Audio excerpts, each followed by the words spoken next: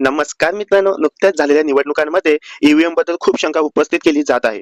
तर आपण EVM hack होते का यावर सुप्रीम कोर्टाचं काय निरीक्षण आहे ते पाहूया. जगात ईव्हीएम 33 देशांमध्ये निवडणुकीसाठी वापरला जातो आणि भारताकडून EVM Nepal, Bhutan, Namibia, Kenya हे देश आयात सुद्धा करतात. 26 नोव्हेंबर 2024 ला सुप्रीम कोर्टात एक याचिका सादर केली की मतदान हे ईव्हीएम मशीनद्वारे नाही तर बॅलेट पेपरवरती घ्यावेत. पण सुप्रीम कोर्टाने ही याचिका फेटाळली. तर याचिका फेटाळताना सुप्रीम कोर्टाने स्पष्ट सांगितले की ईव्हीएम हॅक होत नाही, त्यात काहीच चुकीचा बदल किंवा हेराफेरी करता येत नाही. जिथे बीजेपी जिंकते तिथे ईव्हीएम खराब आणि जिथे बीजेपी हरते तिथे ईव्हीएम चांगलं, ही विरोधकांची दुटप्पा भूमिका आणि पूर्ण चुकीची भूमिका आहे.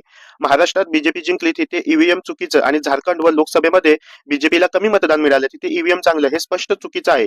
ईव्हीएम हॅक करता येते असा कोणताच पुरावा नाही. तर तुमचं काय मत आहे? तुम्हाला काय वाटतं? ईव्हीएम हॅक होते की नाही हे कमेंट बॉक्स मध्ये नक्की कळवावं. थँक्यू.